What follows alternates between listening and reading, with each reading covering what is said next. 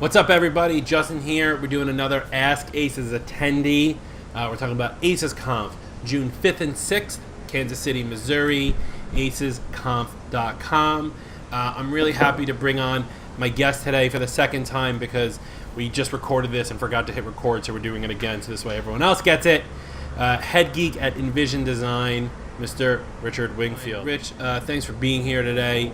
So, for those who don't know you, tell everybody a little bit about yourself.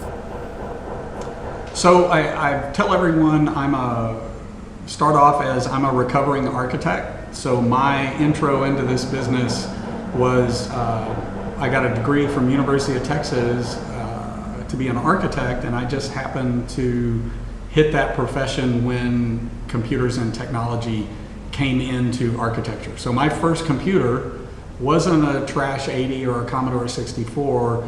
It was working in a big glass enclosed room with a big VAX VMS 750 deck system with reel-to-reel tapes and all this kind of stuff. So I kind of fell into technology through my profession, and when I hit that profession, then in '84, the Mac was introduced, and architects love graphics, so we were all over that.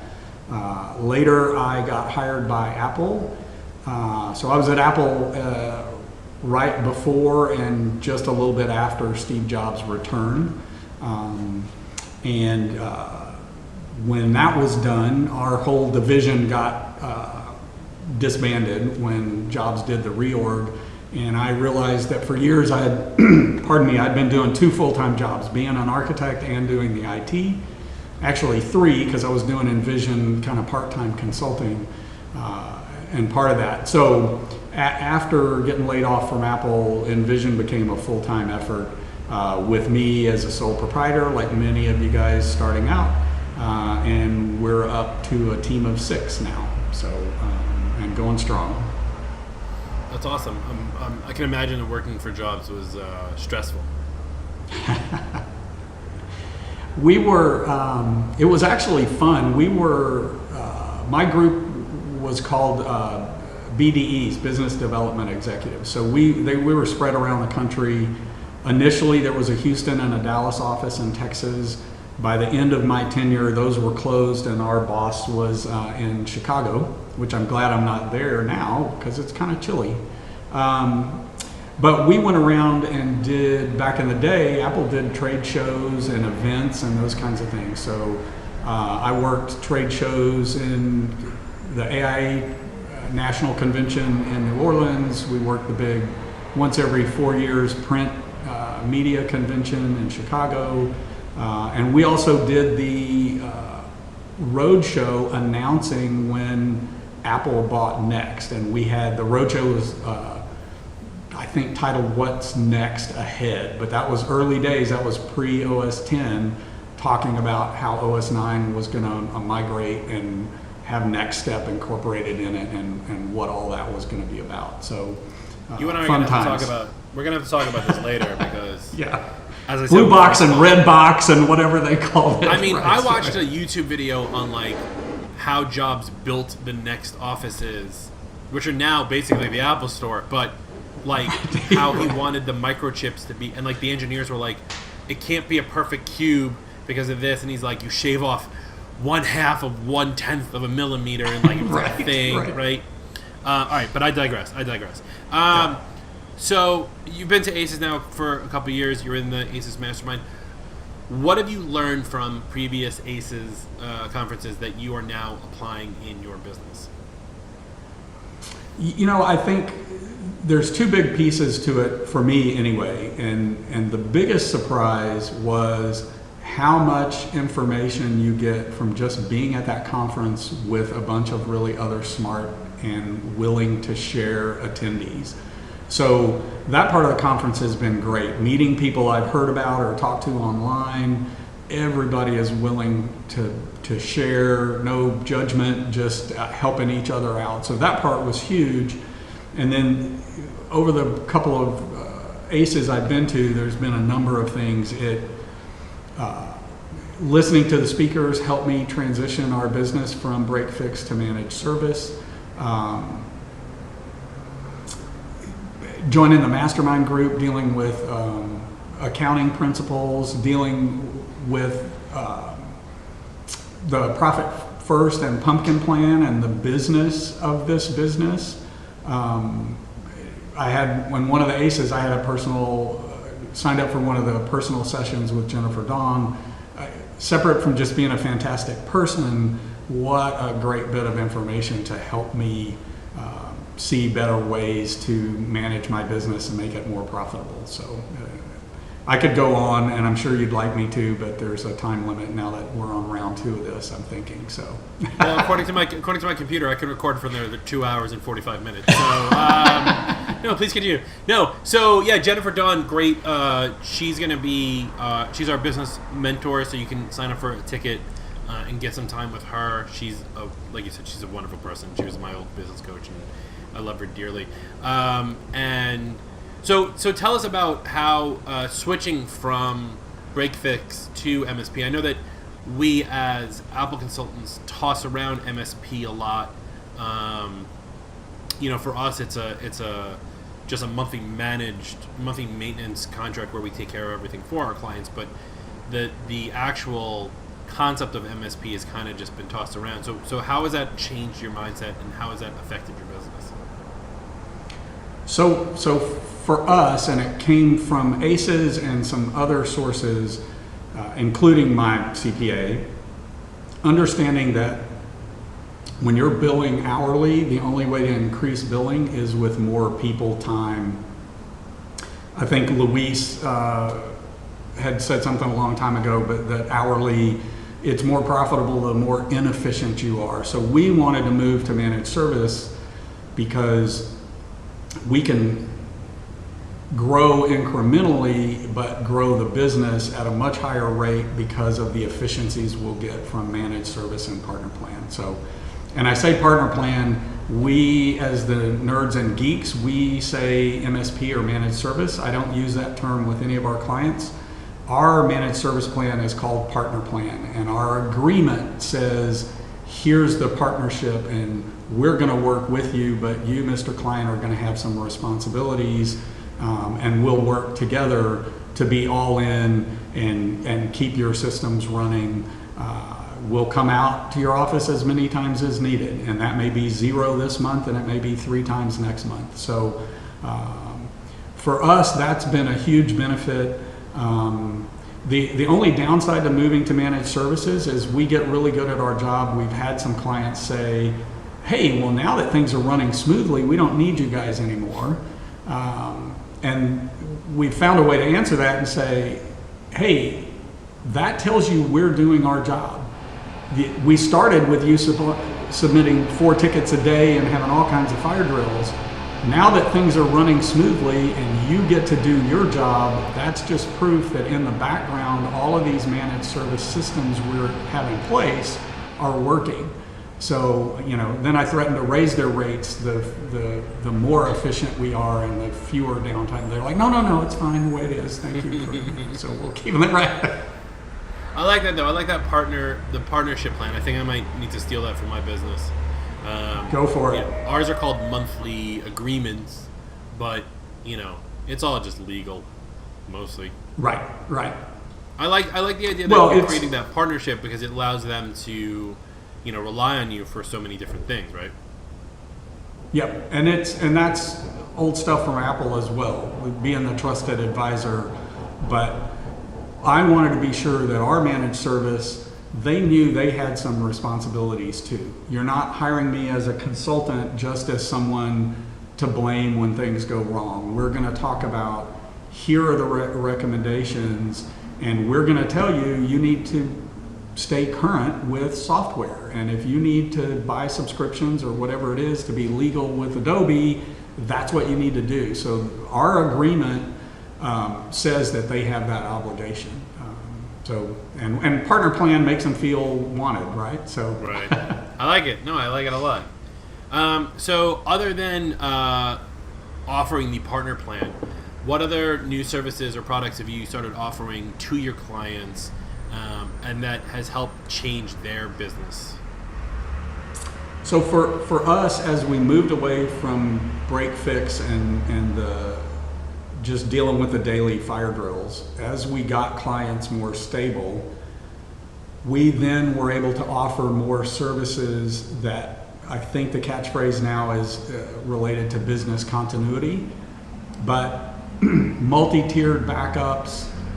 When Carrio, I keep saying Carrio went out of business. For me, they went out of business. They got bought out, but we have disavowed all knowledge, like Mission Impossible, no knowledge of Carrio in the past anymore. And when we looked for new services, we ended up moving to Barracuda, and we were all in on Barracuda because they could do our security and firewall, but for a number of our clients, they have legal requirements to maintain email archives, doctors, lawyers, architects, what have you. And Barracuda has a really good email archive and security system that meets legal requirements that you can be guaranteed none of these emails were modified and those kinds of things. So as we've gotten better at just maintaining the systems under the partner plan, then we've been able to offer multi-tiered offsite backups, email archiving, some of these other services that, to be honest, some of these small businesses hadn't even thought about, right? They're just day-to-day, here's how I keep my computer running. And believe it or not, there are small businesses in Houston that hadn't thought. It was like, we're in a hurricane zone. How close was that 8, 14, 20-foot rising water to your building last time we had a hurricane or a flood? And what would you have done if the hurricane or the flood destroyed your building? You would have been out of business. So those kinds of things help us. It's services we offer, but I think it also helps the client, because often these are things that they hadn't thought about. So does that answer? Yeah, no, it did. And you said two things I want to touch on, but one is all in. I'll come back to that in a second. The other one is, though, how close is that hurricane to your building? And I'm just envisioning somebody being like, but my mail is safe on my Mac Mini that's here in my office, right? That's right. Right? That's right. This little computer that's right here, this is where all my mail is. It's totally fine if it just sits here open. Granted I'm using a Kindle, but you get the idea. Yeah. But the other thing you said, though, that I really liked is that you said you went all in on Barracuda. And I think that's a huge thing for a lot of people, not only in IT, but in business in general, because so many people want to know what the answer is, and not always is the answer the same for everybody. But what they do, they go in and they tiptoe in. They're very careful about it. We went all in on DEP and Attendee last October, and prior to that, we were tiptoeing into these things, and it never worked. And once I said, "That's it, we're going all in. I'm gonna do nothing but this for 2-3 weeks," and we got it working. Now it's amazing, and I like the fact that you went all in on the Barracuda product, and that's going to be your go-to, because now obviously I'm assuming all your techs know how to use it, but also that it provides a better level of service to your clients. And you get, when you had asked about moving to managed services, the more efficient we can get, the better. So we did a lot of research, and we said we're choosing Barracuda. It's not that there aren't any other firewall security products out there, but we made that choice, and now that's a requirement for all of our clients. We're not going to have one Cisco over here and somebody bought a nice Linksys at Best Buy and whatever.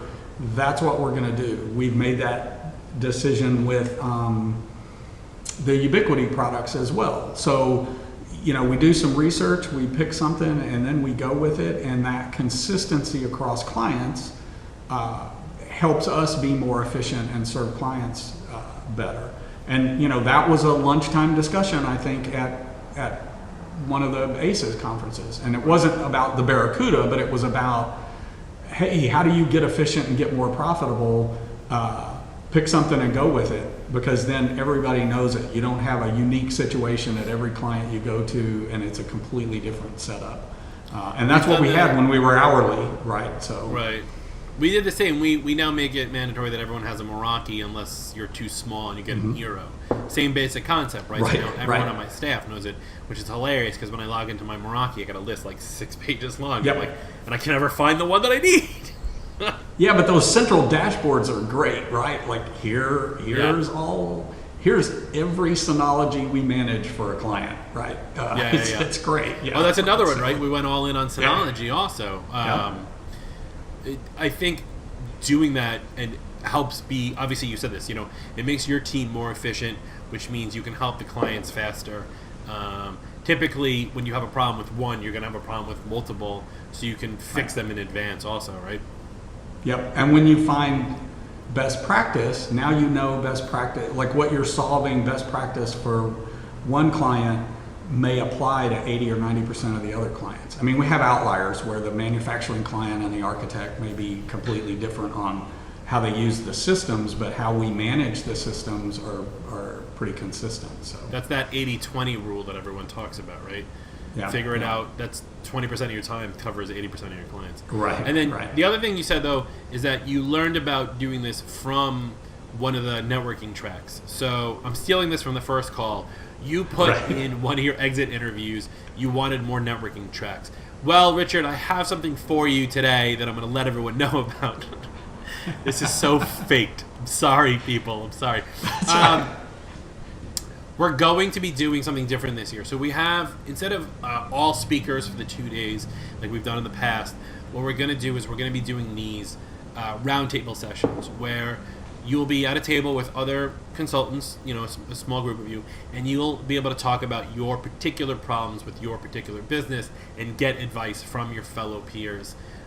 This would be, in this case, maybe Richard would have asked, what should I standardize on, or should I standardize? And then you can get the opinions of 7 other people to help you, guide you through this. So this way you can help grow your business. Yeah, and we talked earlier about this, but I am glad you read those post-conference comments. But the lunch sessions were always phenomenal with people talking about what they did. And I know one of the conversations when we were making that transition, how we did it and then talking at the conference to other people is, how do you move a client from hourly to managed service?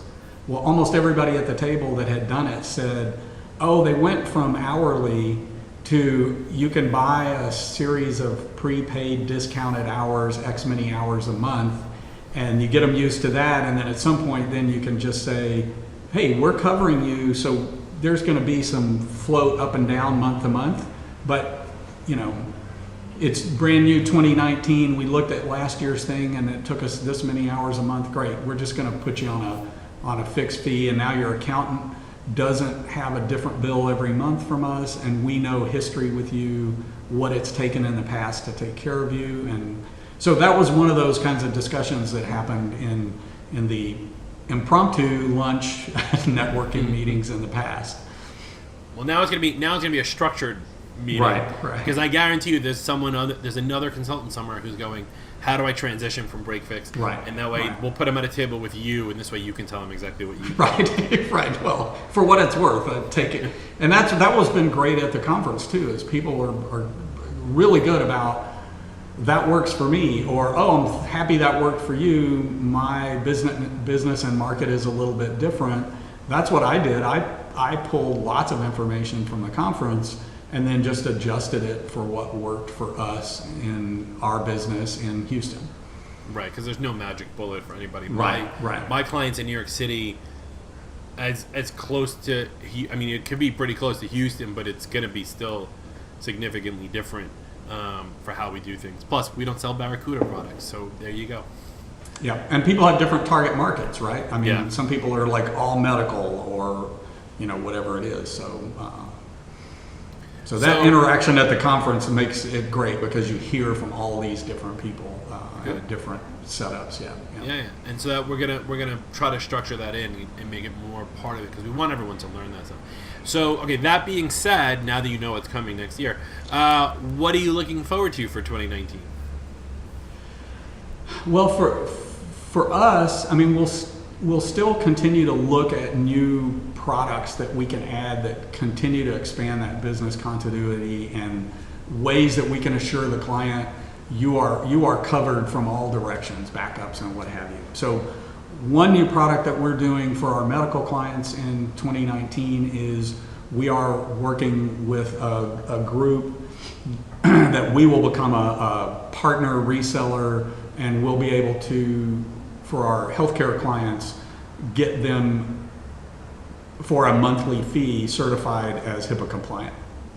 So we're going to do that one, and then the other one is really coming from a couple of years at ACEs and having to begrudgingly answer the question that in the past our marketing has been accidental.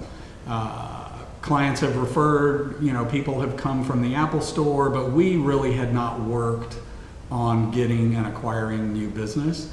And so 2019 for us is going to be a year where we are going hard at doing intentional marketing, and some of that impetus came from the things that happen in the mastermind sessions that were supported or set up by ACEs and the conference. So for the first time in 20-something years, Envision's been around 25 plus years, I have hired someone that is customer relations and marketing, so I now have a full-time person on that. And I think the way I put it in our first go-around was, that was always part of my job, and it was the part that always got pushed back because there were too many other things happening. So for us, 2019 is going to be really about business and being intentional about marketing and getting new business. Nice. Working on the business as opposed to in the business. Yep. I have no scheduled client appointments. The guys are told, if you assign a Zendesk ticket to me, it better be something that only I can deal with, like a billing question. So I want no Zendesk tickets. That's right. I was like, can I be read only and not, can I make Zendesk where you can't assign to me? And then I thought better of it, and I was like, just no, assign it to me and I'll look at it if it's an only me thing. But other than that, I'm not helping somebody recover their password again for the fourth time in 3 days, right? So. All right, well, Rich, thank you so much for being here again. That's right. So just hang on one quick second here. So that's it. That's Rich Wingfield from Envision Designs. Ladies and gentlemen, sign up for ACES Conference. I mean, I promote it all the time because it's my conference, but it's not about me, right? It's about you, and it's about growing your business. You've seen the attendees during these video sessions. We're going to hopefully post more. And we have a lot of awesome stuff coming this year. I'm really excited for the conference this year, June 5th and 6th in Kansas City, Missouri. Sergeant Major Fenton Reese is our keynote. He's amazing. I cannot tell you how powerful he is. C.B. Rao, Michael Thompson, Will O'Neill, Brian Best, Marcy Maslov are going to be our speakers. And again, those roundtable sessions that we're going to be really going into more detail about over the next couple of weeks on the website and the blog and stuff like that. So pay attention. If you want to buy a ticket, go to acesconf.com. That's ACESCONF.com. Buy your tickets now. And we'll see you in June in Kansas City. That's it for me. Have a good one. See you soon.